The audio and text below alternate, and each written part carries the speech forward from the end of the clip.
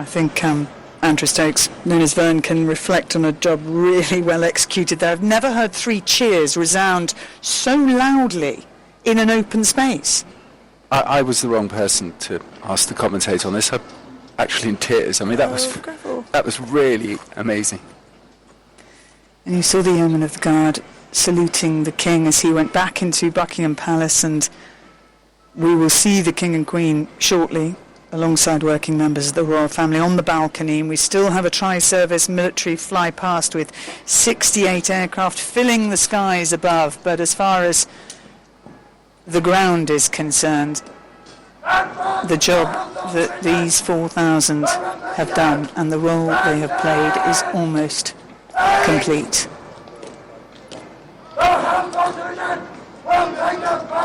And now got to pick up their weapons. There you go. And not let their bearskins fall off. They can't look down.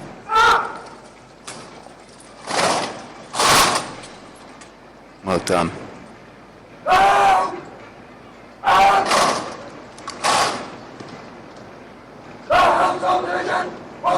So, Greville, overall, what would your reflections be on what you have seen of the coronation procession? Well, we've talked about the scale of the parade, because it is big. It's the biggest thing I've seen in my time, and I was serving, as you said earlier, for 34 years. But I think it's the delivery of the most extremely complex military operation, because that's what it was. It was a military operation delivered to perfection. And a wonderful, wonderful tribute to our King. And finally, Claire, it just makes you proud to be British. Well, most of these servicemen and women have been on the go since 3:30 this morning, when they left their bases to take the train to London, and nearly 11 hours later, they will now disperse. They will head back by train to those bases, and they can be very proud of the part they have played in a procession that truly was fit for a king and a queen.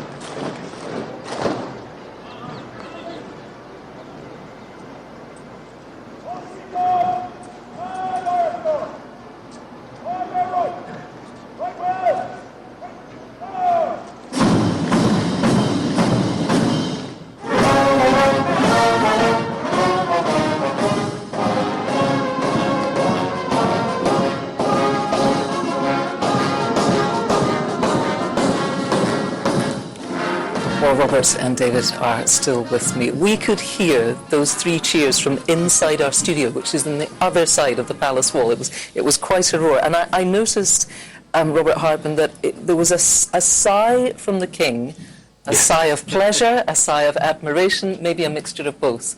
I think you're absolutely right, Kirsty. I saw it was a very fond reflection, I think, of a very proud Commander-in-Chief.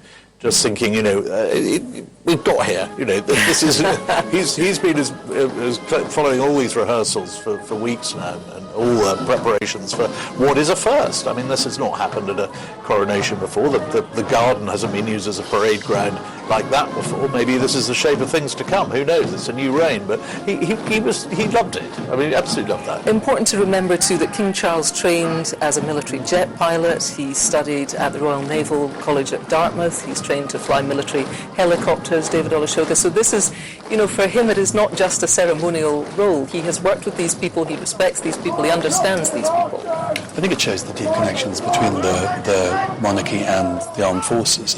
Just at the ceremony, I think reminded us of the deep historic connections between the royal family and the church. Now, I'm sure there is relief. Now the ceremony is over, now that the day has been done, there's lots of questions and lots of analysis about what does this tell us about Britain, what does it tell us about the place of the monarchy in Britain, about the differences between modern Britain and many of these institutions, religious and military. And also he had all his regiments of the army were there. Every part of the armed forces was there in front of him. You probably won't see anything quite like that for many years, if indeed again. I think as a monarch, as a commander-in-chief, that's such a strong thing. And he has, as we were hearing earlier, I mean, he's played such a part. I mean, he was at university, he first learnt to fly in a chipmunk he wanted to have a Welsh instructor as about to be Prince of Wales. They couldn't find one who was available. They got a Kiwi in called Philip Pinney, taught him to fly in a chipmunk. He got his wings, then he went into the Navy. As we heard earlier, he's done his parachute jump with the paras, and he's... When the happy singer doesn't look happy. You were singing happy and you weren't happy. And the praise singer doesn't get the praise from the judges. I don't like it at all. You should know there is tension building up. This week on Cues and Lyrics, contestants are tasked to sing Ghanaian songs. Who takes over from Tregan as star performer for the freestyle challenge? Tregan was tops this evening. Which of these contestants has impressed you so far? Don't forget to vote for that favorite via shout code *711 *60#. Cues and Lyrics is on Joy Prime this and every Sunday at 8:30 p.m. Join us celebrate our great Ghanaian musicians. Cues and Lyrics, bring on the music. Cues and Lyrics. Syntax Tank. A strong, a tough. Joy Prime, your ultimate experience.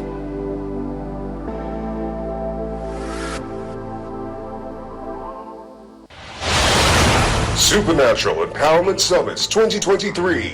Meet the revivalists, the heads of global denominations, and the kingmakers. This year, in Archbishop Charles Ojenosari's 40th year in a miracle ministry and the 10th Supernatural Empowerment Summit, expect life-changing insights for ministry and impartation for the next level. Host and speaker, Archbishop Charles Ojenosari.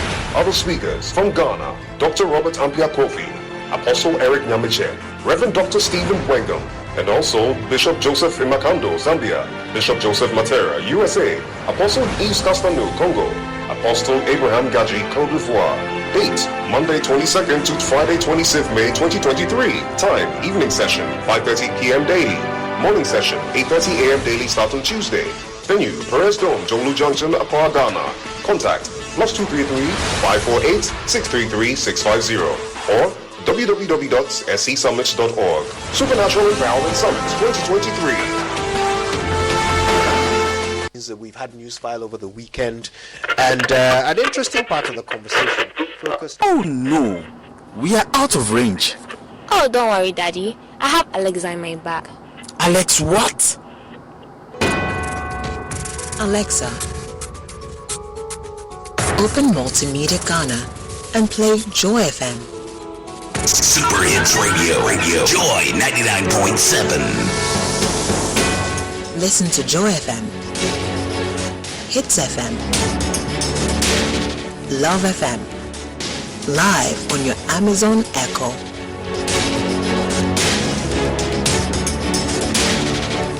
Listen to your favorite multimedia radio stations live on your Amazon Echo device by saying, Alexa, open Multimedia Ghana, play Joy FM or Hits FM or Love FM. Or catch up on your favorite podcast by saying, Alexa, play, and then the name of your favorite podcast from Multimedia Ghana. For a list of all podcasts available, say Alexa. Ask Multimedia Ghana to browse programs. On air. And we are back like we never lost signal. Alexa, welcome to Multimedia.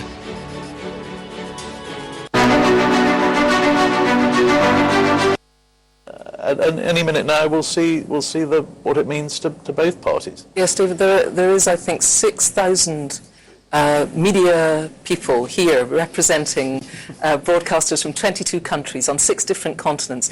This is a version of Britain, and I appreciate entirely what you're saying. This is not something we do often, but it is something that is watched by people around the world, and people appear still to be pretty interested in it. Is that fair? I think a spectacle like this, I think a ceremony of this lineage is absolutely fascinating to people all around the world. You can see that by the scale of media interest. I think I get worried when people say that this is somehow enhances Britain's position in the world. I think people are interested. I'm not quite sure it does perform the soft power purpose that many people suggest, but it's certainly something which people are fascinated about and associate with Britain. Okay. For now, both of you, thank you so much. It's been so interesting to talk to you. I think Anita Rani is still on the mall. She is amongst those crowds. Anita. Thanks, Kirsty. I am still on the mall, and I'm with Emma May Miller, who is a young ambassador for the Prince's Trust. Emma May first met the King when he presented you with the Young Changemaker Award. Yeah. High five on that. How was that experience? I guess life-changing. Being presented with such a big award, with the King giving it to me, it was completely surreal, and all I did was cry the entire time, because it was just like shock that how did I manage to get this? Why am I being recognised? Yeah, it was just, I have no words for it. It's just completely crazy. And then you met him again? And I met him again. And he remembered you? And he remembered me. I'm not surprised. But your involvement with the Prince's Trust started because you were supported by it, weren't you? Tell me about that experience. So in January of 2020, I started receiving support from my Youth Development League UN. It was identified that I was in a really bad place, so I did one of the programmes called Explore, which is all about finding confidence, learning to be yourself, building self-resilience. So I really were a young carer, weren't you? And so you suffered with quite severe anxiety. Yeah, so growing up being a young carer and also struggling with social anxiety disorder, I was at a point where I wasn't leaving my room. I wasn't able to have friends, I didn't have any hobbies, I had no life, and I was stuck in my room 24/7. And how did being supported by the Prince's Trust change that for you? It gave me the realisation that I can do anything. I just need to push myself out of my comfort zone a little, and push myself to just be me, really. Just let my personality show. And how are you now? I do lots of different events. I'm a young ambassador for Prince's Trust, so I get to attend so many events and meet lots of different people, and getting to enjoy my life. And from someone who couldn't leave their room to now being on national telly. On national telly. So confident and so brilliant. Emma May, it's been a pleasure talking to you. Thank you. Thank you. Well, I'm delighted now to be joined by Anton de Berg and a very well-known face from Dragon's Den, Deborah Meaden, is also here. So nice of you to take the time to join us.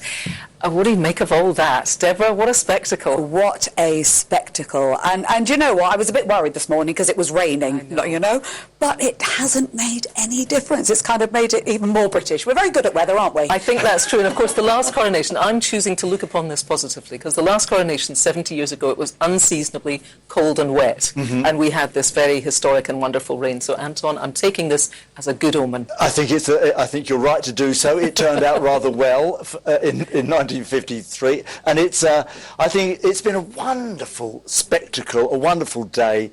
The moment I was watching it on TV, I was in the car on the way up, and I was watching on the phone, and the moment where he said, "God save the King," out loud.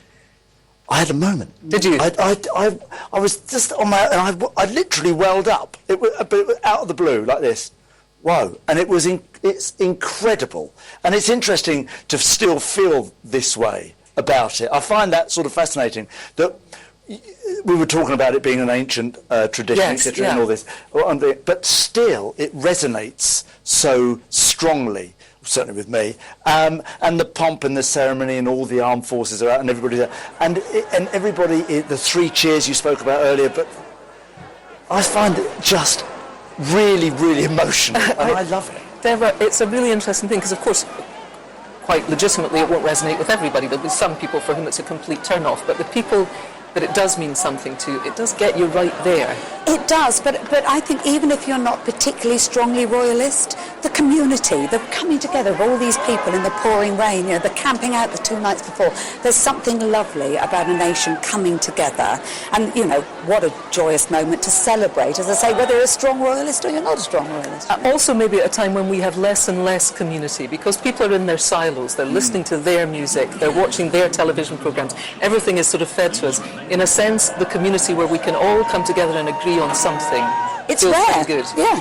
On Monday, one of the things that I wanted to talk to you about was the big help out, because this is part of the push of this coronation weekend. We've got a bank holiday on Monday, The king is interested in people not just sitting on their backsides and eating coronation chicken and coronation quiche. He wants them to go out and volunteer.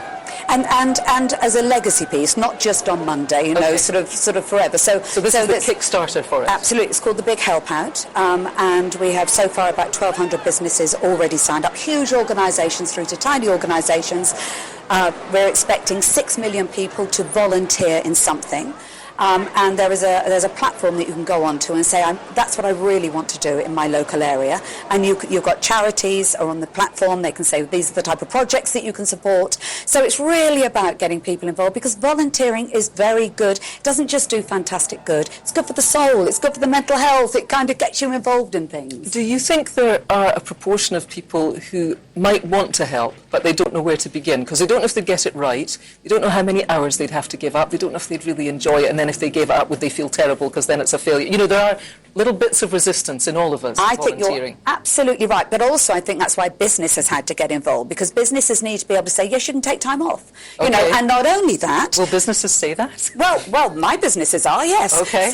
And they are, clearly, because there's 1,200 businesses that signed up to do it. And also showing people, you know, go onto this platform and you can choose what you want to get involved in, because the things that you love might not be the things that I love, get me fired up. So I think it's a wonderful way of saying, on this platform, you're going to find something you really care about, you know. And once I think you start volunteering and getting involved, and you feel that difference that you're making, you know, I think that's really important to all of us, isn't it? Well, a little bit means so much. That's the thing. You don't have to feel that you're going to have to commit swathes of time to this. You can just do a bit, but it means so much. By doing a bit, you give so much. And I think that's the most important thing. And often with these things, just getting started, and then you'll end up building on it yourself anyway. Anton, when you are, as my granny would have said, such a well-kent face, when you are on such a big show, you will get asked very, very often to help out with, she was a lovely granny, to help out with this and that, and can you lend your time? You know, the request, well, to both of you, of course, the requests must come in all the time. How do you choose what to get involved with? Well, it's... I'm happy to do anything, really. I'm sort of like that. And it's always a time thing. If I can do it, I'm happy to do it. And that's always been my attitude about the whole thing, really. Because, I know a lot of people are very specific about various charities or one thing that they're going to be involved in, which is great. But I think, again, as I said before, I just try and do what I can. If a little bit of if I do something and it helps, then that's... You know, that means everything. Well, you know how many million people are watching this. All the charities. I've absolutely no time. But that's the key, really. I like to... If you can, as my granny used to say, I like to spread myself out. Right, the grannies are getting a good shout-out today, aren't they? Why shouldn't they? Wise one. Let's talk a little bit about partnerships, because you're a man who knows a lot about partnerships. You know, dance partnerships, how partnerships work, the chemistry. One of the things that we notice about the King and Queen is they do a lot of things together. Yes. The chemistry is interesting there. It's a lovely relationship to watch. They are... King, Queen, they are husband, wife, they are best friends, and they are soulmates. And they're interested in each other and what each other are interested in. And I think they're a wonderful couple. I find them quite romantic, really, a little bit throwback, I know. Maybe that's just me. Maybe this is what I feel today. But I think it's a lovely couple. I think can you say that about the King and the Queen? They're a lovely couple. I think you can. I think they are. And if ever two people were made for each other, it's those two. Well, Deborah Meaden and Anton de Burke, thanks for telling us about the Big Help Out on Monday, and it's lovely for you both to give up some of your time on this wonderful Coronation Day. Real pleasure to see you. Amazing thing to be here. Thanks for asking. Thank you. We can take a little look at the crowds moving down the Mall, as we saw there are certainly plenty of them, and there they come, coming from, well, we would imagine not just from the sides of the Mall, where they have been watching the parade, watching the royal carriages go by, but also from the big parks in London, in St James's Park, and also at Hyde Park, where there have been huge screens displaying all of the day's proceedings, from that extraordinary solemn service that we saw in the Abbey to the unbridled joy. And you, sir, look very good in that suit. Wherever you got it from, it was money well spent. And there we are, King and Queen, not the only ones with crowns today. looking magnificent, enjoying his moment. That'll be posted within seconds, I would say, to his many thousands of followers. And there we see the huge police operation that has allowed all of these, probably tens of thousands, I expect, of people who have thronged into the Mall to happen safely without any incident. There she is filming it for years to come. And she'll show her children. She will say, I was there. The scenes are remarkable. I think the rain has truly stopped now, and maybe some of those soggy cagoules are starting to dry out. And we are hoping that in a matter of maybe 15 minutes or so, we shall have the royal family, the King and Queen, appearing on the balcony at Buckingham Palace, accompanied by other working members of the royal family, and that they will enjoy a fly-past. Now, due to the weather, we had been planning, the long-term planning, was for a 7-minute fly-past, but we think due to the low cloud and the adverse conditions, it's more likely to be a fly-past of around about 2 to 3 minutes. It's going to be helicopters and the Royal Air Force acrobatic team, so that is something to look forward to. There's certainly been plenty to look at today, not least the wonderfully smart outfits, the robes, the uniforms, and joining me now with their expert eye for such things is the English fashion accessories designer, I should say British fashion accessories designer, Anya Hindmarsh, and once again India Hicks is here. Thanks both for taking the time to join us. It has been, Anya, a feast for the senses. In terms of looking at what was worn today, what caught your eye? It has to be the Queen Consort, I think. I think she looked absolutely spectacular. And I think all the stories and the meaning behind her outfit was really, really moving, actually. So this was a Bruce Oldfield design gown, and it was very much a gown. And would you say there are sort of rules to be followed when you are making a gown for something as significant as this? Well, it is an historical gown. It's immediately going to, be a moment in history, and so absolutely needs to be safe. It needs to be sort of comfortable. It needs to be respectful. I think it needs to be a nod to all the traditions. It has the lovely embroidery on it, which represents the 4 nations. So it's a very special thing, and no one better really than Bruce, who is a trusted person to make the gown. Explain that to me then. What does it take from somebody who is a couturier to make something that can work throughout the day, because you've got to be able to get up and down steps and in and out of carriages and sit comfortably and not look like you're trussed up like a Christmas turkey. What does it take in skill to make a gown like that? Well, I think comfort matters, yes, and not creasing, all those really obvious basic things that matter, especially in this sort of weather. But I think also someone you've worked with before, so that you feel yourself as well. I think that's very important on the day. He has an amazing history as well, actually, Bruce Oldfield. He's dressed many royals, and actually also is a real inspiration, actually, with having been brought up in a Bernardo's home and actually really having been an inspiration to people who've come from sort of humble beginnings. So it's a really lovely story as well. Yes, because he has had a long and very storied career, but this surely must be the point at which he says, I've reached the top. Today is a day to breathe out for Bruce Oldfield. I think he deserves it, actually. He's a thoroughly nice man. India, what did you make of the beautiful stuff that we saw today, particularly in the Abbey? I thought it was very reassuring, because I think there's been much discussion about we're going to lose some of our pomp and circumstance and pageantry, and the fact that the dukes and a number of the peers have been invited not to wear their ermine robes. But I don't think we missed that at all. I think we saw everything to perfection. Penny Mordaunt standing there, not only with that historic sword clutched to her chest, but also her headpiece, which was made by Jane Taylor Millinery, and I actually wore a hat by her for the Queen's funeral. So again, it's lovely to see these British brands coming out. I'm wearing something called Susanna of London, and the Duchess of Edinburgh also was wearing something made by this brand, To the Ground. I loved seeing the long again. At the Queen's coronation, everybody was in long. That was the trend. Obviously, the King's coronation before that, everyone was in long. So it was lovely to see the Princess of Wales and the Duchess of Edinburgh in long. The formality of these events, do you think, we had lockdown. Everybody was in elasticated waistbands and trainers. What we saw today is another way of being, is that formality. People, more generally, are not required to get this dressed up. But do you think events like today help to promote that idea that actually it's terribly nice sometimes to really make the effort? Yes, I think it is. I think definitely. And I think Jamie Oliver said to you earlier about minding your P's and Q's when you're around His Majesty. And I think that there needs to still be a sense of that, a few P's and Q's. I think our Princess of Wales gets it absolutely right, where she is so beautifully dressed in often a high street brand that we can all understand and feel inspired by. And it's attainable. It's a brilliant balance that we're seeing now.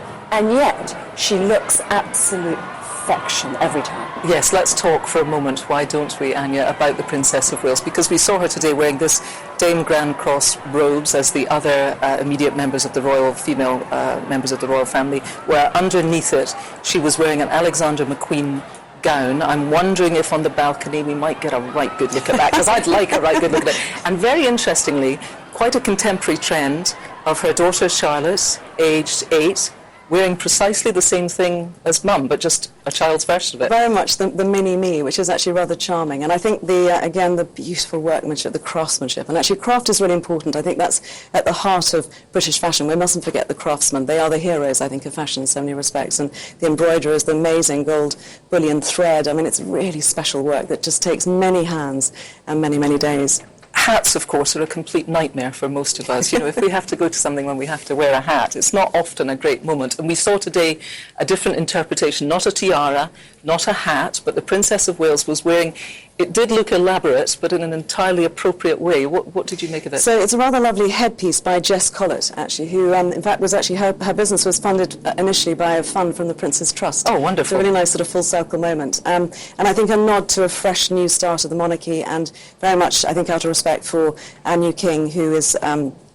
I think requested no tiaras and loves, obviously, has a passion for nature and sustainability and the environment. So I think it's very much out of respect to him. Yes, India, just briefly, what did you make of those headpieces? I thought they were quite stunning on both the little princess. I thought it was so appropriate, and Anya said it beautifully. There was that moment as the King and Queen got into that incredible state carriage where you thought, are they going to lose the crown? Are we going to have a crown rolling off? But they did it brilliantly, and there must have been quite a lot of practice on that. Talking about creasing, you know, my own experience of coming down the Mall was Princess Diana's wedding train, which when you were a 25 bridesmaid, feet long. of course, yeah. And of course, you can practice so much, and they had practiced with the 25 foot, and we'd done that in the Abbey. But once she got into that coach, nobody anticipated how much material there was going to be. She had her quite large father, and so when she got out the other end, it was a nightmare. As Anya has pointed out, you've got to anticipate the creases. You're both very strict, and I like it. So many rules, so many things to think about. Thank you so much for your expert analysis. That was really interesting. Let's find out how spirits are on the Mall. Anita Rani is still there. Anita.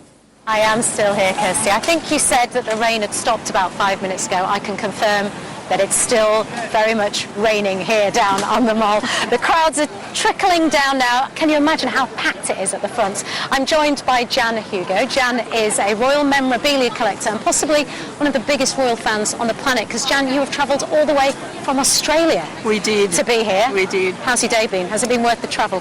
It was a 30-hour trip, so I had to sort of weigh it up, but yeah, I think the King's won. Yes. I mean, what was it like being here? Oh, amazing. Look, the atmosphere is just out of this world. I don't even know how to describe it. It's the best thing I've ever done in my life. And you will have it forever now. I know. It's a once-in-a-lifetime experience. Tell me about your memorabilia collection. How many pieces have you got? Oh, more than 10,000 now. I gave up counting. I don't know. Where'd you keep it all? All through the house. We live in a museum. How do your kids feel about that?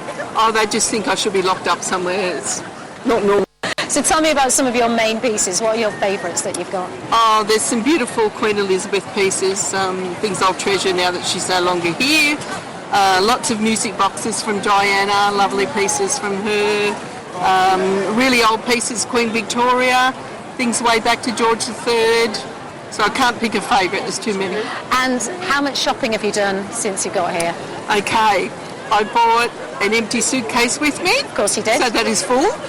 I've sent 3 boxes home. 3 boxes? 3 boxes home? Already? Yep. And the palace sent a big box as well. How much money have you spent? Too much. David's having kittens, but... Your husband's off camera, so we're not mentioning it. He's hiding in the corner somewhere. Well, look, because you've travelled all this way, I've got something just for you that not many people will have. Nobody else can buy this in the shops.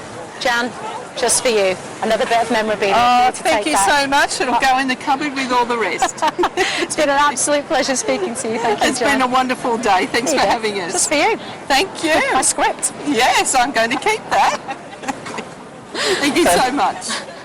Thanks, Anisha. Well, as we await the appearance of the newly crowned King and Queen on the balcony of Buckingham Palace, I'm joined now by Air Commodore John Lyle, and Robert Hardman is back with us. Now, this fly past, it's not an ideal day for it, John, is it? Tell us the complications of trying to stage something that is as important in terms of people's safety as it is for the spectacle on a day like today. Well, as you mentioned, the original aspiration was to have 68 aircraft for a mixture of World War II aircraft, rotary wing helicopters, fast jets, all flying in different formations. And that's incredibly complex, so it takes an awful lot of planning. And it also means you need to make sure you get all those aircraft together in a safe place, which is over the North Sea. And therefore, the plan had been for all the aircraft to join up into a long train of the different formations as we flowed in from over the North Sea. And to do that, you need weather. And unfortunately today that's what's conspired against us. So we've had to take a very difficult decision to remove some of the aircraft from the fly past.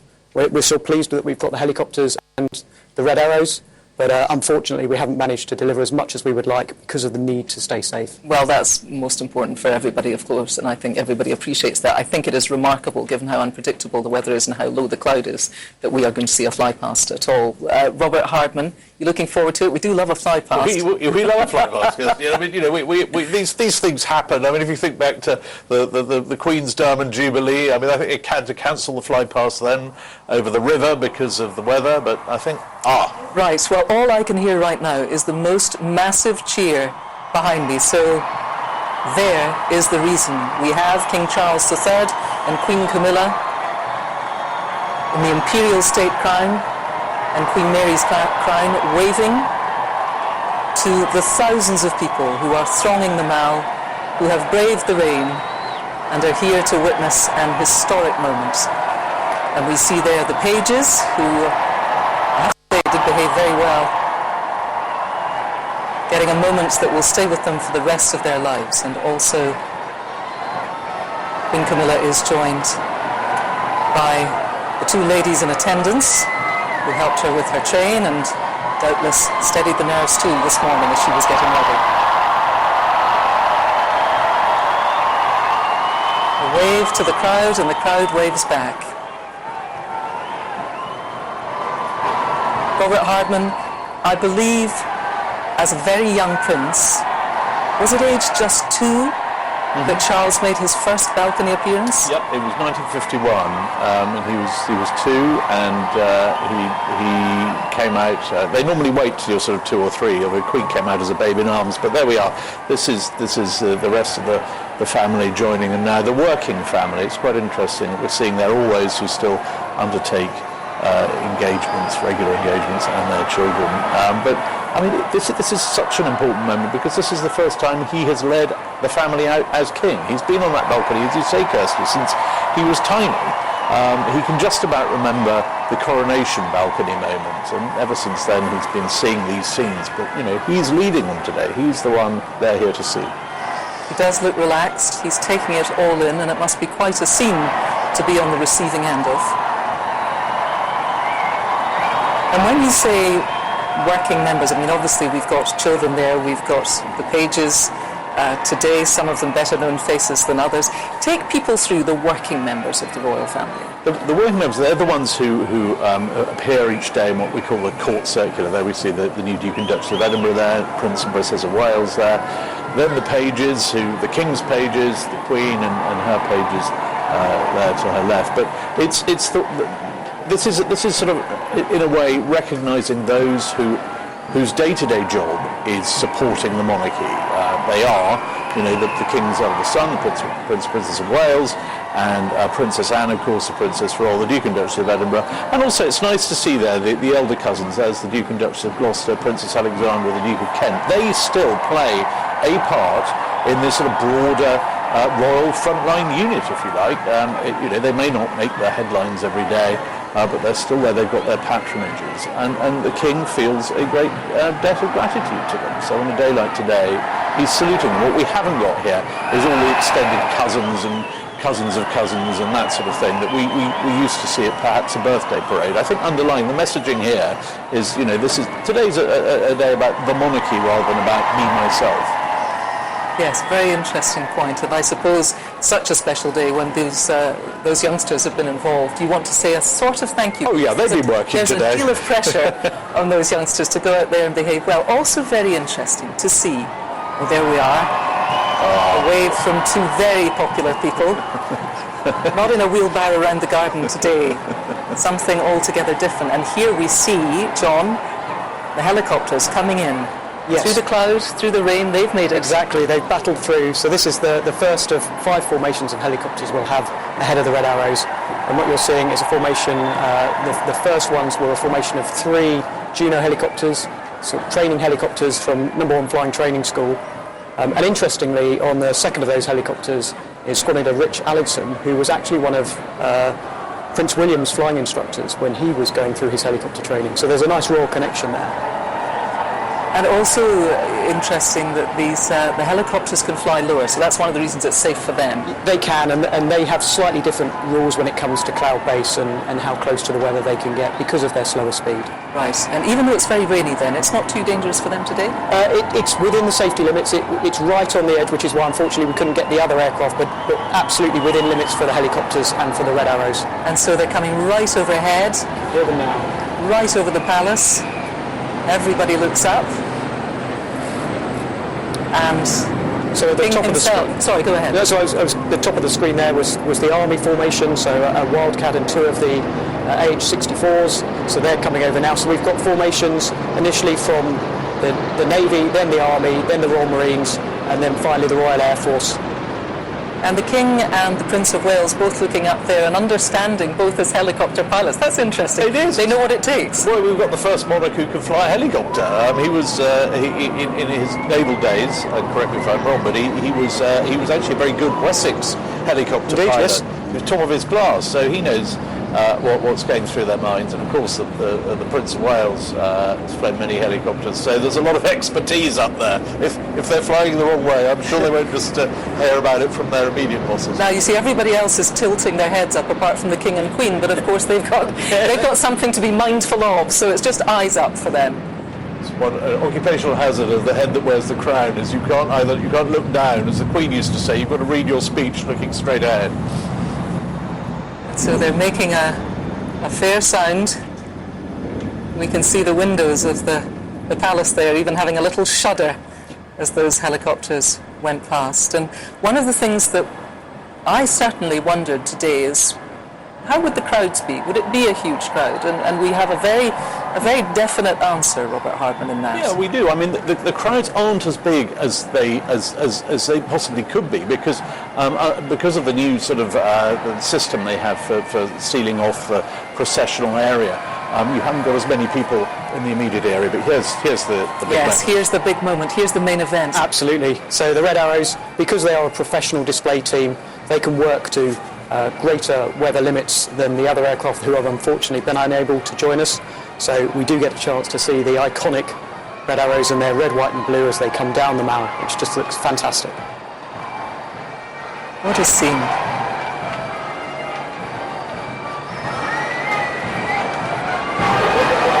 They're currently in their 59th season. They've got another 60 displays to do this year. And where are those displays? Are they all over the world, or do they tend to be in the British Isles? So the majority in the British Isles, but they do go all over the world. And this is the moment.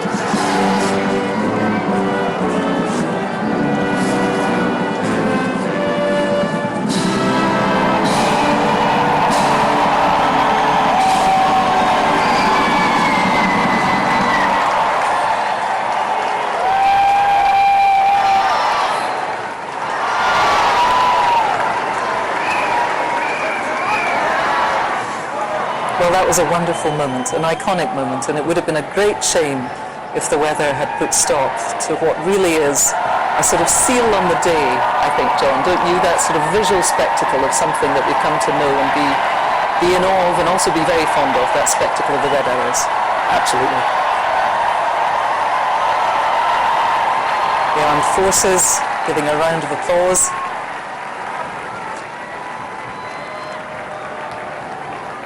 And in we go. A day that really Robert Hardman couldn't have gone more to plan, apart from the weather, but it is Britain. And it is the spring. It is a coronation. It is the coronation. And as the King said yesterday when asked about the weather, he said it's a blessing. And look at him, he's absolutely delighted by that. That, as I said, this is his first time. It's so important. 3, 2, 1, Introducing Dogfish Head's new canned cocktails. Culinary crafted and distilled over real fruit for real flavor, with 2 foolproof shots in every can. Keep it real with Dogfish canned cocktails. Find your new favorite Dogfish canned cocktail at dogfish.com. Dogfish Head Distilling Company, Milton, Delaware. Please drink responsibly. Progressive presents an ad from Mom. When you bundle your home and auto insurance with Progressive, bundle, that's a cute word. What? Read it again? Okay. When you bundle your home and auto insurance with Progressive, you get round-the-clock protection. Oh, that's darn good. Because once my older sister Dottie, her basement flooded. Get round-the-clock protection when you bundle and save with Progressive. It's easier than getting your mom to make this radio ad. Progressive Casualty Insurance Company, affiliates, and other insurers. Discount not available in all states or situations. These firsts as a monarch, your first Christmas broadcast, your first cenotaph, and now, this his first appearance on the balcony. He'll never come back on the balcony wearing all that again. The next time we see him will be probably next month at the birthday parade, the more traditional balcony moment. But I think he can look back on today as a day that this is very much the punctuation marks of our national life is set by these moments. And King Charles, and standing with him, Queen Camilla, a day that many people believed we would never see. Yes, absolutely. I think a great moment for her, and now absolutely the Queen. I mean, that's as she's going to be known from now on. And I think, at the start of the reign, there were 1 or 2 people who thought perhaps, maybe this is going to be a bit of a sort of caretaker reign, really, because he is, as been said earlier today, he's the oldest monarch to be crowned that we've ever had. He'll be 75 later this year.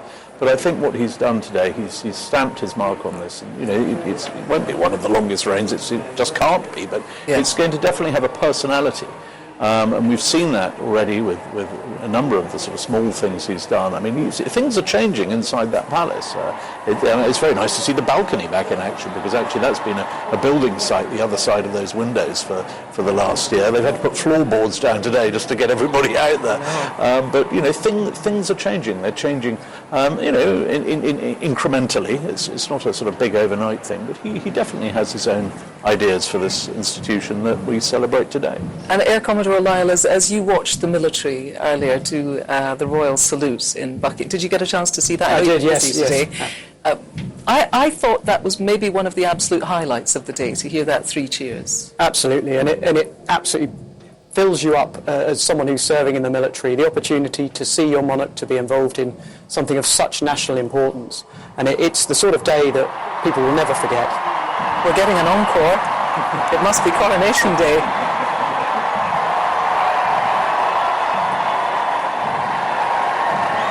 And I would say, Robert Hartman, the King looks, I suppose entirely understandably, very relaxed. That is a huge responsibility, to have a successful coronation, not only that people come out onto the streets for, but actually that just simply goes well in terms of the logistics, because the amount of input, the amount of planning, and the amount of pressure is enormous. It is enormous. I likened it earlier to a wedding day. It's the day the monarch, if you like, is sort of married to the people. There's all that stress. Now it's sort of downtime. One of the most charming scenes from the Queen's coronation were those pictures afterwards of what goes on in the palace. And now they're going to get back inside for photographs. I'd love to see those photographs. It was actually back in 1953, one of the maids of honour had to stop the King there, age 4, grab that crown off a table and running off with it. So I wonder if Prince Louis is going to reprise that role now. He's got that look about him, hasn't he? Let's be honest. He's definitely up to something. But that's nice. There's the Queen just patting him, saying that well done.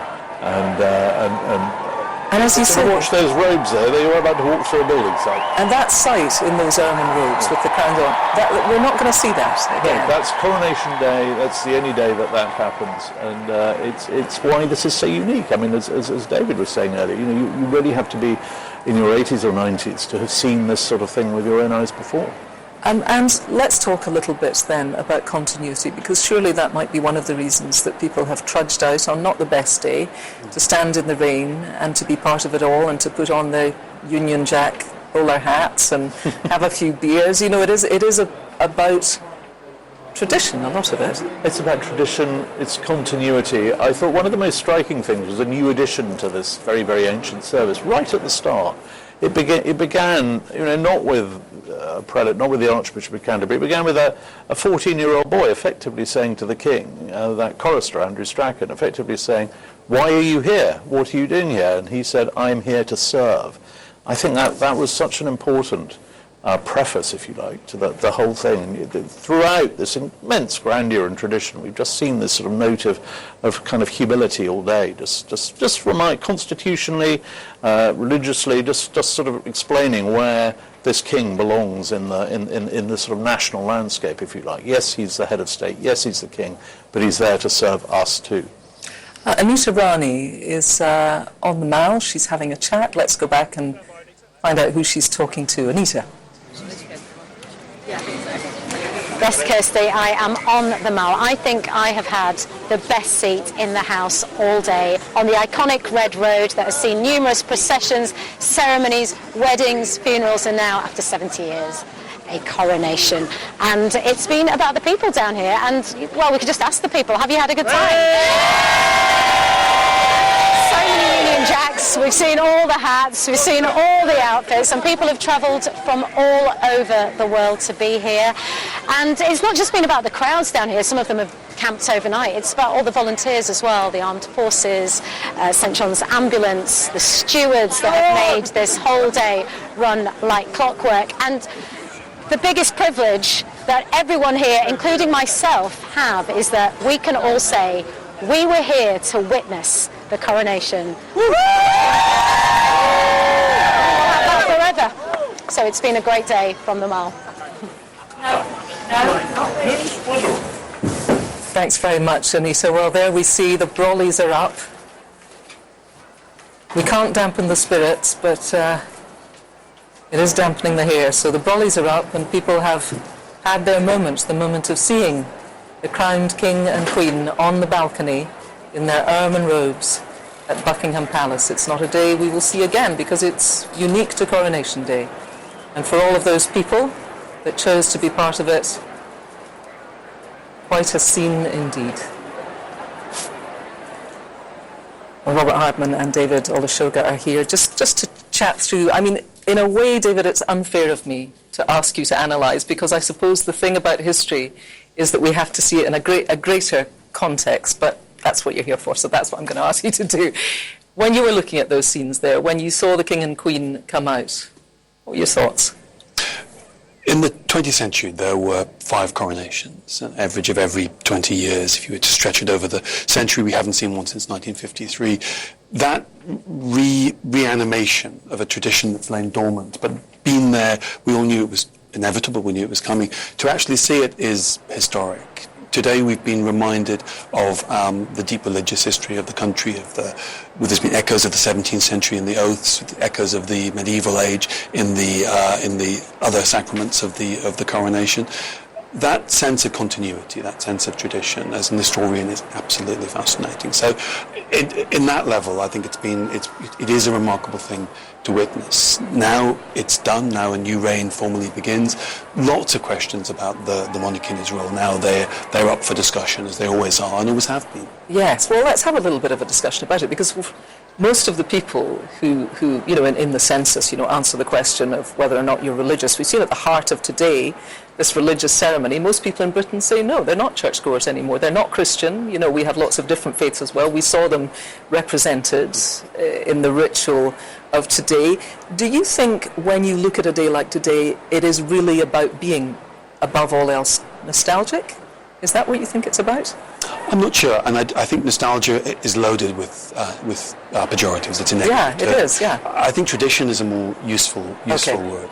I think what you saw today was a strong representation and a huge effort to show the diversity of faith within Britain. One of the things that's very different between the Britain of today and the Britain of 1953.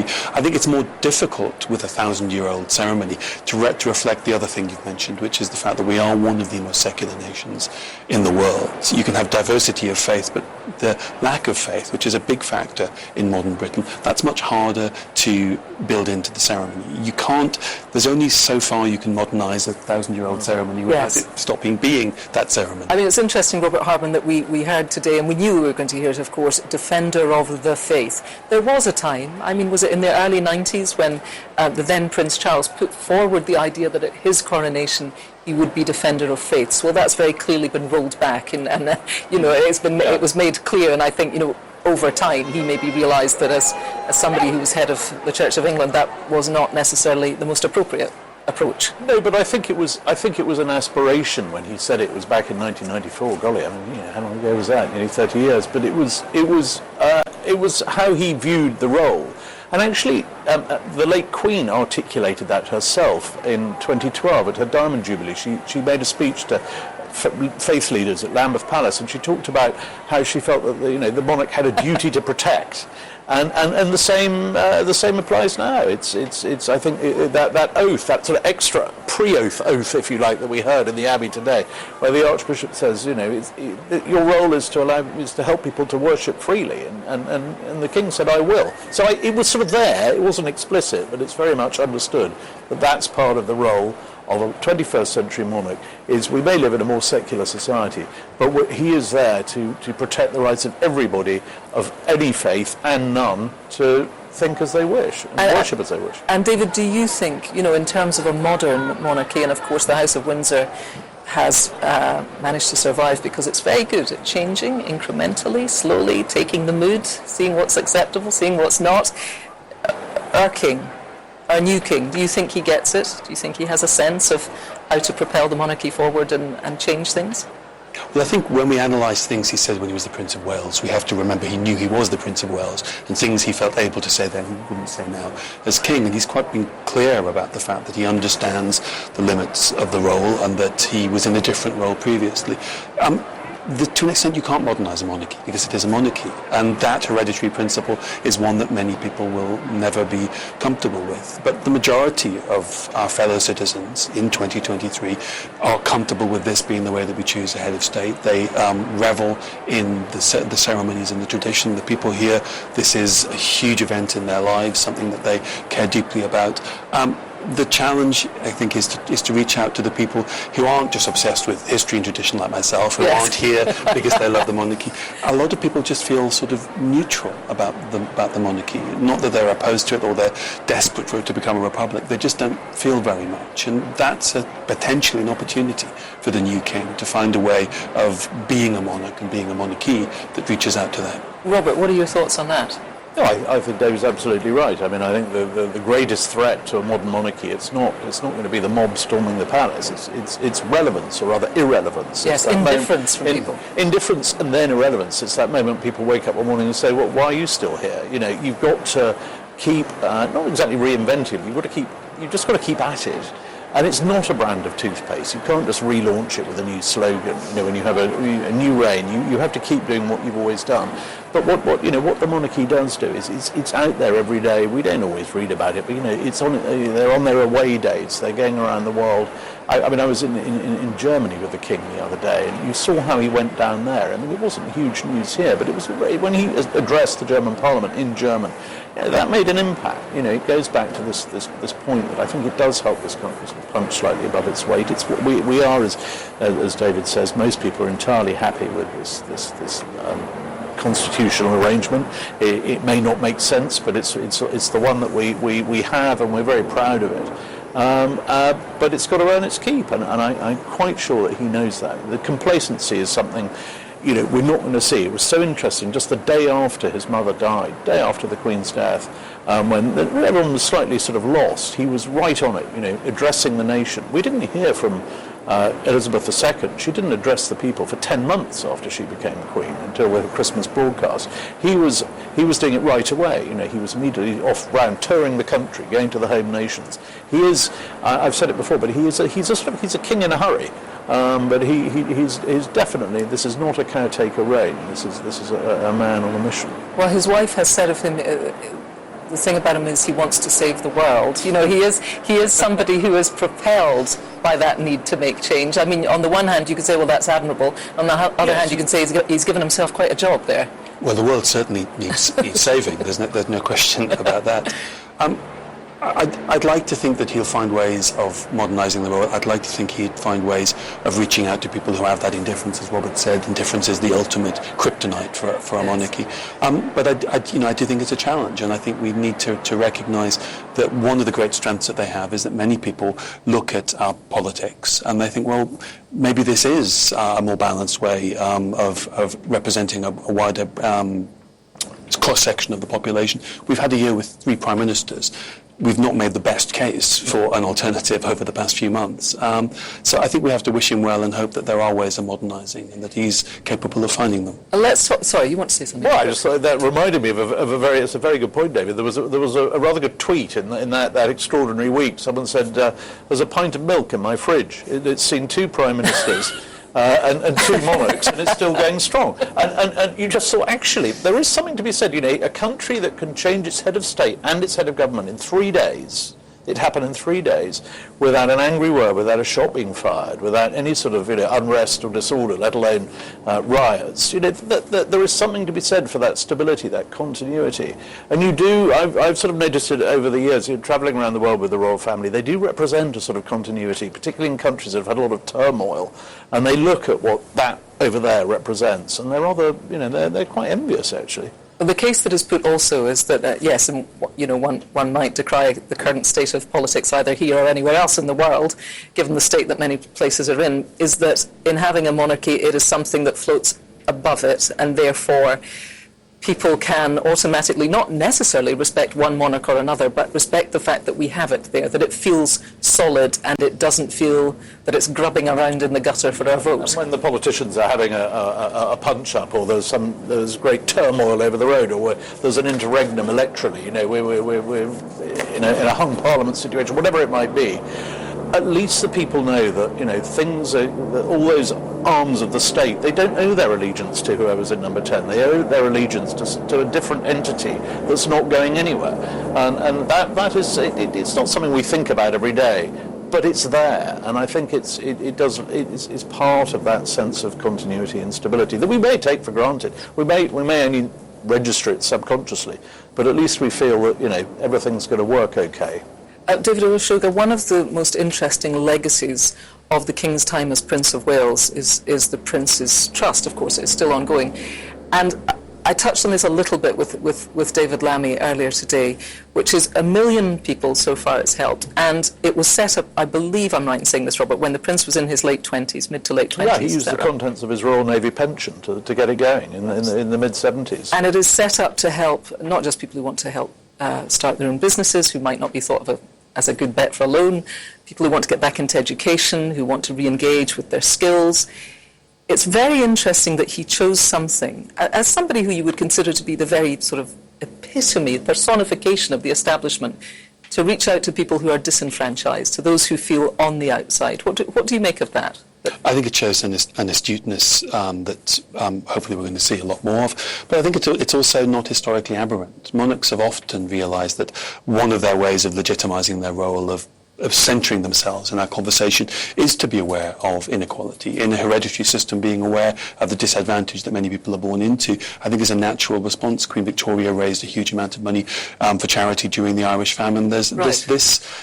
Other monarchs have been aware of the cost of coronations and have wanted them to be toned down. This idea that being aware of these social issues, it's not a new phenomenon. It's not something new to our current king. How interesting. And yes, a coronation in the middle of a cost of living crisis, which day to day for a lot of British people is a very, very real thing.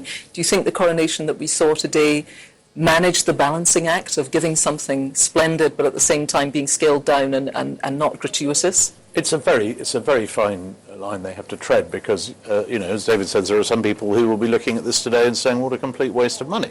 But you stand back from it and think, well, this goes to the heart of what we are as a country. We have huge events, whether it's FA Cup finals or parades, or we host many big things. So I think something that goes to the heart of what we're about.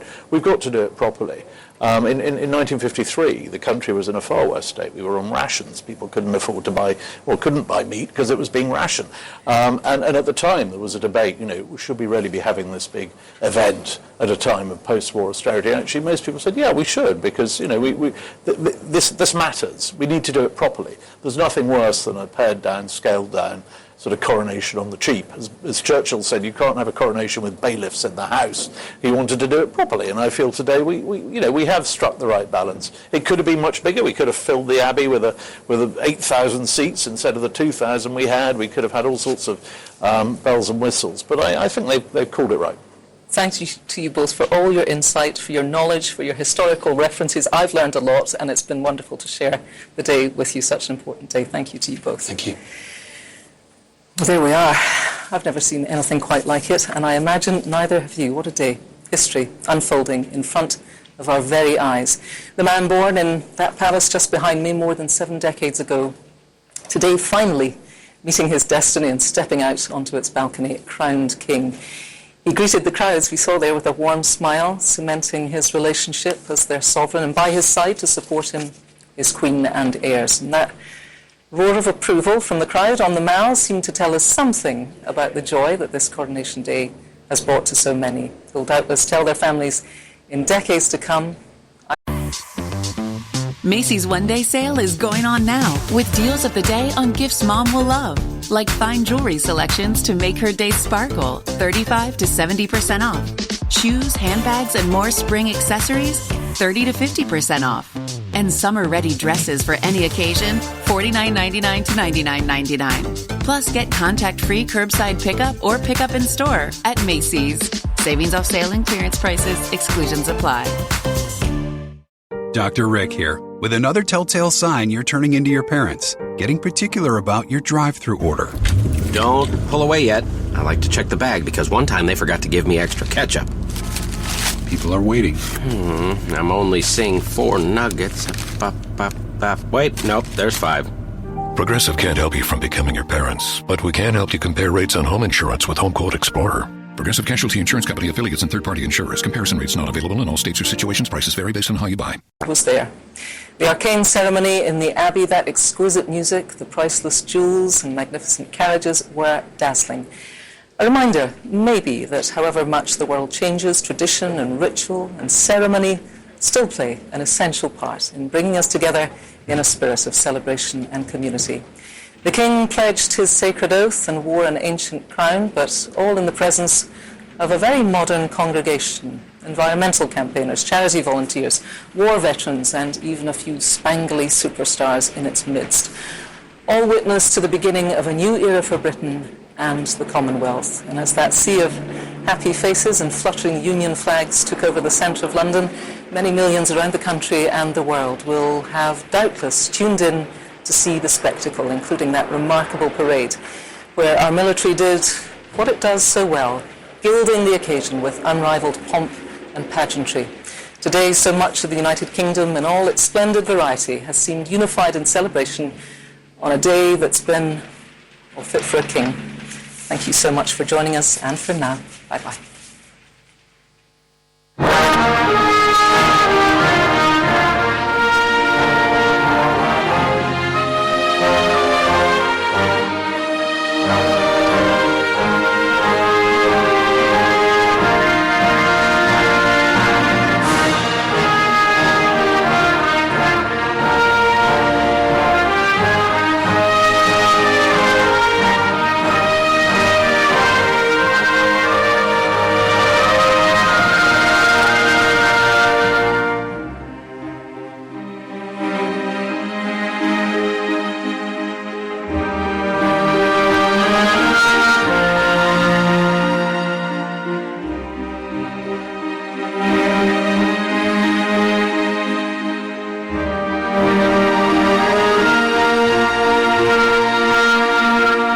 Your Majesty, as children of the Kingdom of God, we welcome you in the name of the King of Kings.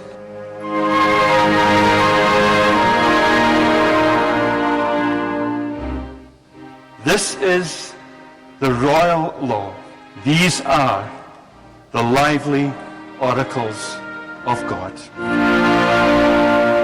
Will you, to your power, cause law and justice in mercy to be executed in all your judgment? I will.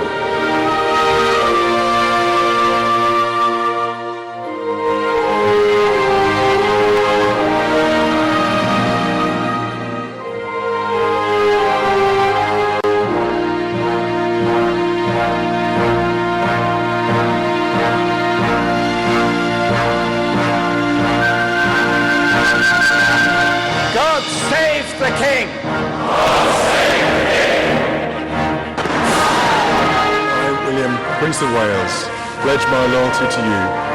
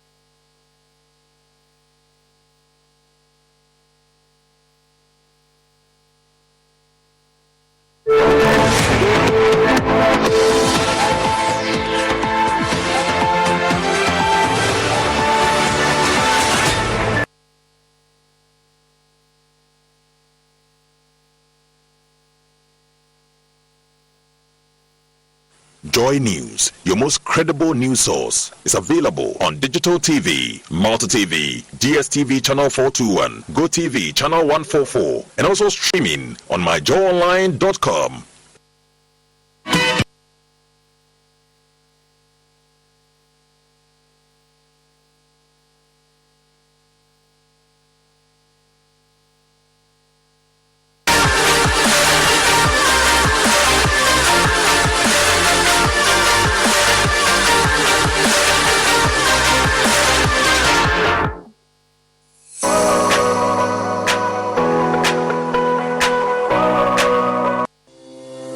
Crystal clear and thrilling podcasts and live shows. Download and listen to us on Apple, Spotify, TuneIn, Google Podcasts, MyJoy Online, Amazon services like Echo, Amazon Music, and Audible, Stitcher, Adom Online, Overcast, and Pandora. Take note of everything. Sign up for the multimedia digital platforms now to stay updated.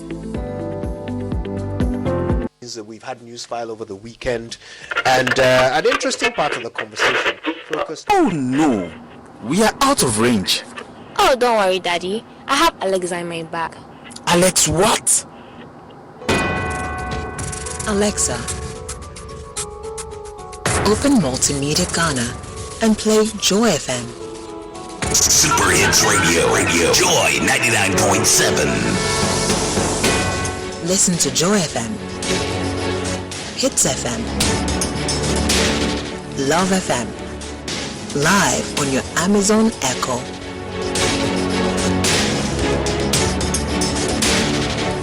Listen to your favorite multimedia radio stations live on your Amazon Echo device by saying, Alexa, open Multimedia Ghana, play Joy FM or Hits FM or Love FM. Or catch up on your favorite podcast by saying, Alexa, play, and then the name of your favorite podcast from Multimedia Ghana. For a list of all podcasts available, say Alexa. Ask Multimedia Ghana to browse programs. On air. And we are back like we never lost signal. Alexa, Welcome to Multimedia.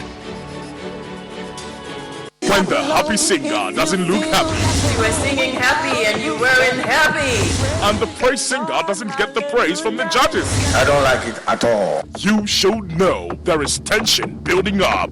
This week on Cues and Lyrics, contestants are tasked to sing Ghanaian songs. Who takes over from Tregan as star performer for the freestyle challenge?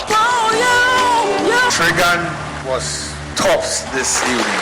Which of these contestants has impressed